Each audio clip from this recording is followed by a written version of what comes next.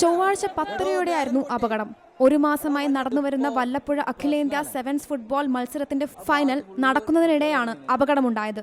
മത്സരം നടക്കുന്നതിനിടെ കാണികളാൽ നിറഞ്ഞ ഗാലറി തകർന്നു വീഴുകയായിരുന്നു. നാട്ടുകാർ ഉടൻ രക്ഷാപ്രവർത്തനം നടത്തി. ഗാലറി പൊട്ടിത്തുടങ്ങുമ്പോൾ തന്നെ കാണികൾ ചാടി രക്ഷപ്പെട്ടതിനാൽ ഒഴിവായത് വൻ ദുരന്തം. സംഭവത്തിൽ സംഘാടകർക്കെതിരെ പോലീസ് കേസെടുത്തിട്ടുണ്ട്. സ്റ്റേഡിയം നിർമ്മിച്ചത് PWD ബിൽഡിംഗ് വിഭാഗത്തിന്റെ അനുമതിയോടെയാണ്. ഫൈനൽ ദിവസം പ്രതീക്ഷിച്ചതിലും കൂടുതൽ കാണികളെത്തി. താങ്ങാനാവുന്നതിലധികം ആളുകൾ ഇരുന്നതായാണ് അപകടത്തിന് കാരണമെന്നാണ് പ്രാഥമിക വിലയിരുത്തൽ. PWD ഓവർസിയർ നേരിട്ടെത്തി ഗുണനിലവാരം പരിശോധിച്ച ശേഷമാണ് അനുമതി പത്രം നൽകിയത്. സ്റ്റേഡിയം വലിയ തുകയ്ക്ക് ഇൻഷുർ ചെയ്തിട്ടുണ്ട്. അപകടത്തിൽ 20ഓളം പേർക്ക് പരിക്കേറ്റെങ്കിലും ആരുടെയും പരിക്ക് ഗുരുതരമല്ല. Zee Malayalam news, Palakkad.